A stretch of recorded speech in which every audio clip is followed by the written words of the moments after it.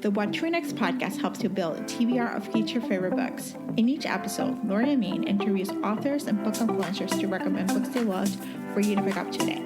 If you're an avid reader, always looking for your next great read, then the show's for you.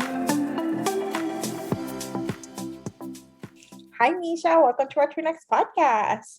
Hi. So happy to have you back. So tell us what you've been up to. Oh my goodness. Since the last time we chatted, I have another book coming out, my second YA book released, and I have a bunch of projects that are in the works. So, and I left New Jersey, which makes me very sad since almost all of my books are set in New Jersey. I'm back in Pennsylvania, which is actually where I grew up. So, that is a lot, but it's all good stuff, I'm very grateful for. It's all great stuff that's happening to you. But yes, I feel like someone who also left New Jersey after 12 years, I missed it. And so your book, actually, I read your book this past weekend and I was like transported back to Edison, Jersey City. I was like, oh, this is my town. This is where I live, So thank you for setting your books in Jersey. Just, you are most welcome. Yes. So let's chat about Dating Dr. Dill. Tell us the elevator pitch. Sure. So Dating Dr. Dill is the first in a trilogy about three friends who find love, and the stories are all inspired by Shakespeare plays. Dating Dr. Dill is specifically inspired by Taming of the Shrew. And in 2019, I had gone to visit the Folgers Library, which is the Shakespeare library that has like the largest collection of folios in DC. And I was chatting with one of the Shakespeare scholars there, and we're talking about my favorite plays. And the scholar goes to me, he's like, Shakespeare used to change the language in his plays to kind of suit the audience, because sometimes the audience would be of like a particular socioeconomic group, or it would be something, and he would alter the text in order to appeal to them more. And so I was thinking, like, how interesting would it be to take something that has like these core concepts in it and adapt it to South Asian culture. And so that is when I called my editor and I said, hear me out. I have an idea. And what do you think? Like, what if like Shakespeare gave really terrible dating advice to a bunch of South Asian women who live in New Jersey? And so that is how Mrs. W.S. Gupta started, which is William Shakespeare Gupta, because that's like literally all I can think of at the moment. And that's how she became a thing. And then in addition to that, I have a doctor who doesn't believe in love and a heroine who is obsessed with love. And both of them have been shaped by the relationships of their parents. And they both represent two different ideologies of arranged marriage that have kind of developed as we kind of enter the third diaspora of South Asian culture. And so that's pretty much the setup. And there's lots of shenanigans that happen. There's lots of shenanigans. It was like, I feel like I was reading on the plane and it was like the perfect reading time because I had no distractions, like no phone, no anything. And I just loved the fact that it was like, okay, I can't wait to reread this as an audiobook and get immersed in this world. Because there's like the aunties, there's like the whole Dungeons and Dragons storyline. There's like all these different points of different things that happen. Even the meet cute, the SOS, WhatsApp, Definitely. All the shenanigans were chef's kiss. Like all the aunties, like prototype. Like you're like auntie this, and I'm like, they all serve a purpose. And like the whole idea of like the sister and her big wedding. We have on top of everything else. So like the aunties are interesting, right? Because they don't exist in Taming of the Shrew. But I wanted to have the feel of a big ensemble cast with multiple different personalities and coming from multiple different directions, because that's what Shakespeare does best, right? The ensemble cast in his comedies. So the aunties were that purpose, and then I also wanted it to balance the story with levity. So yes, Bindu, the sister who is getting married, and in Taming of the Shrew, she serves as the younger sister who's perfect, and everyone wants to marry her. So it's kind of similar personality traits, but that relationship never really gets resolved. And I know that's something that has like irritated quite a few like reviewers of mine, but sometimes family dynamics aren't easy to patch up. And honestly, the relationship at Taming and the Shaming of the Shrew between Catherine and Bianca didn't resolve itself either. And that's sometimes okay, right? That's it happens. And so there's that reality that exists as well in the story. So that is, I think that is like the levity that exists that's balanced with the aunties, who, by the way, are named after South Asian romance writers who are writing today. Love it. I love this. I love you bring homage to things that matter, you know? Yes.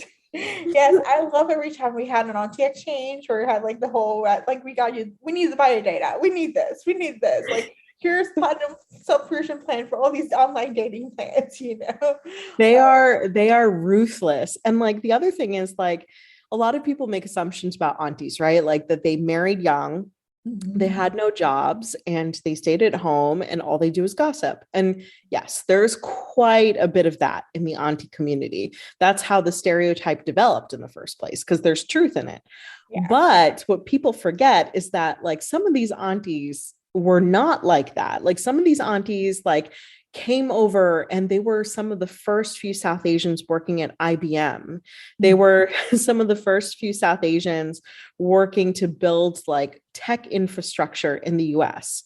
And so that's kind of something like personalities that I also wanted to bring into the story as well. Like one of the aunties is like a hacker genius because she's been working on computers like since she got married. She came over and that's what she did, and she was very successful. And so I wanted, and although you don't see a lot of them because it really is a romance and it's about Bram and Karina, I really wanted to make sure that like they had a little bit of texture to them as well.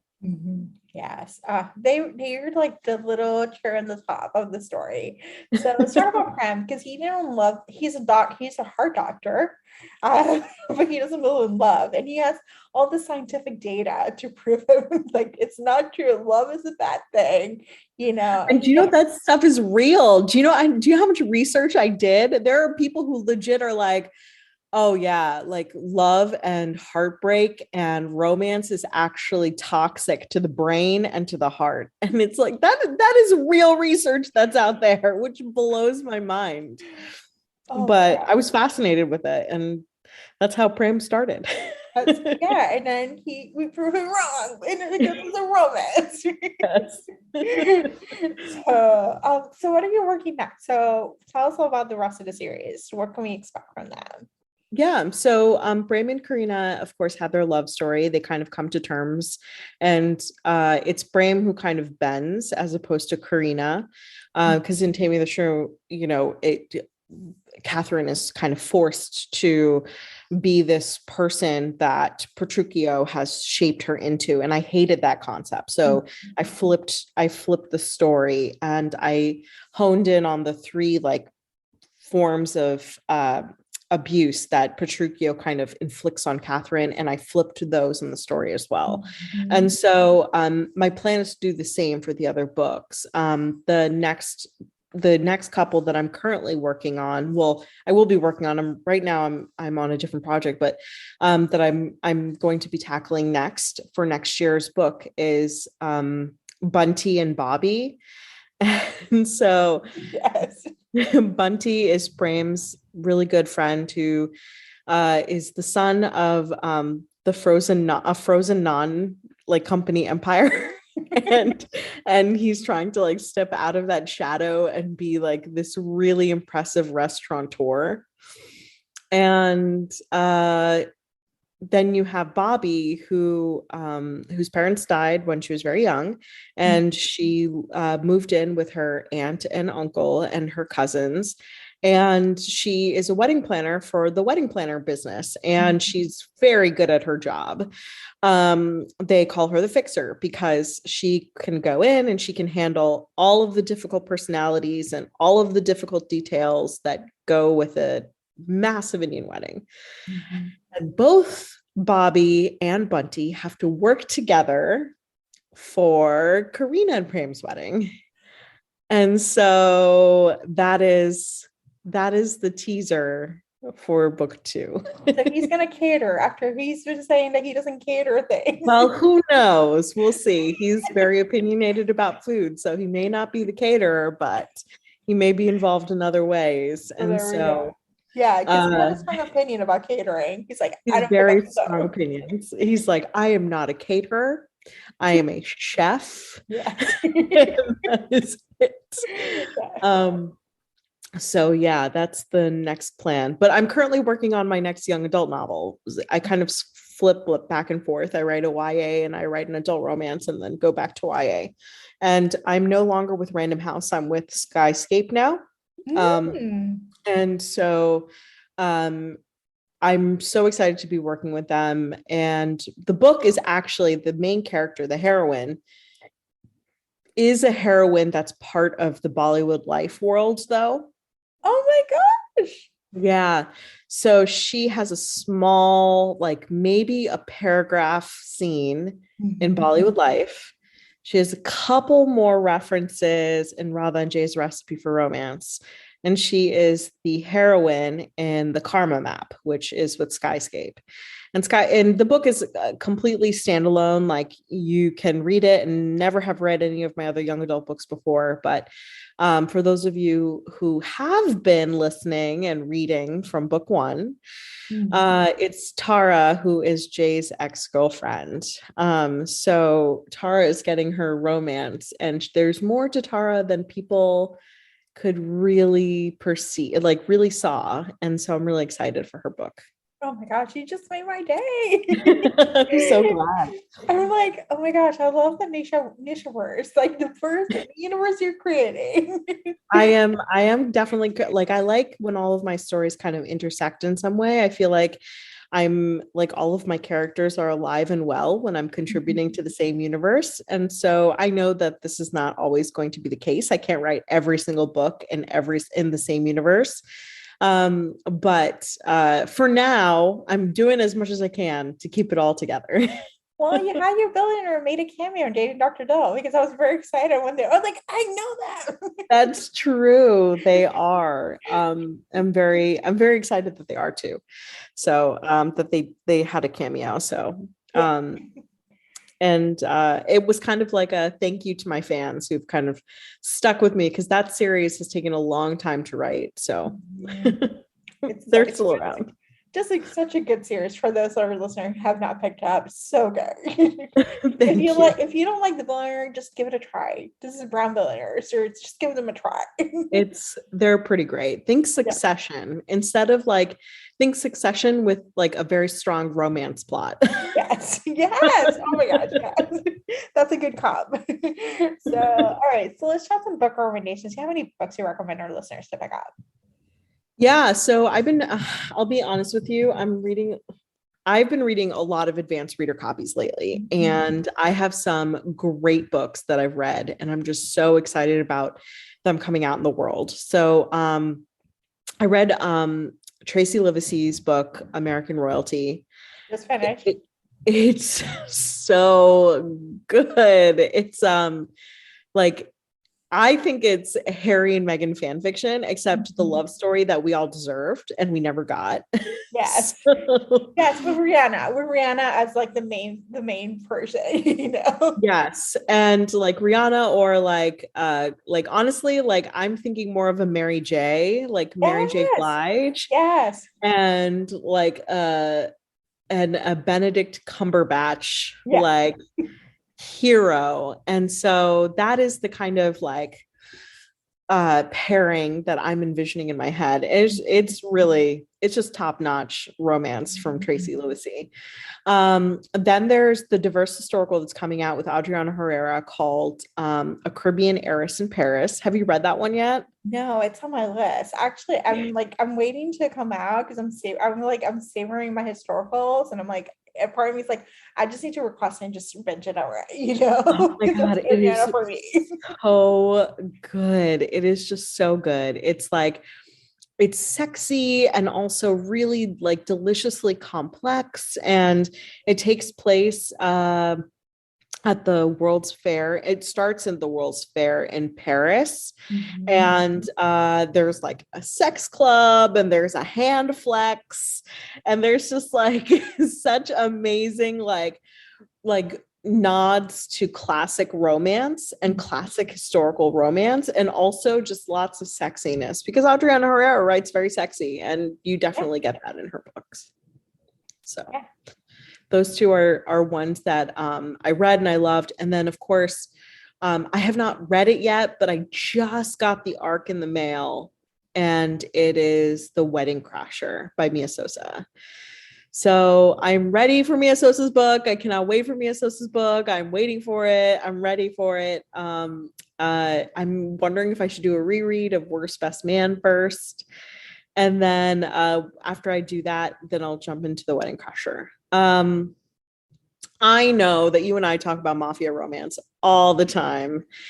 And I know you're expecting a mafia romance recommendation for me. Yes. So my mafia romance recommendation is Mila Finelli's duology. Have you read Yes. it? I have heard about it. Somebody else recommended it to me. I don't remember who it was because I talked to a lot of authors, but they recommended me from at least I think it was Diana Quincy who recommended it to her. Like she was like, you Oh need to my read God. this, you It will know? blow your mind. It is like Mila Finelli understands mafia romance, Yeah. like a true mafia romance reader, Yeah. and she's like incorporates all of those wonderful delicious id points into her books. It is a duology.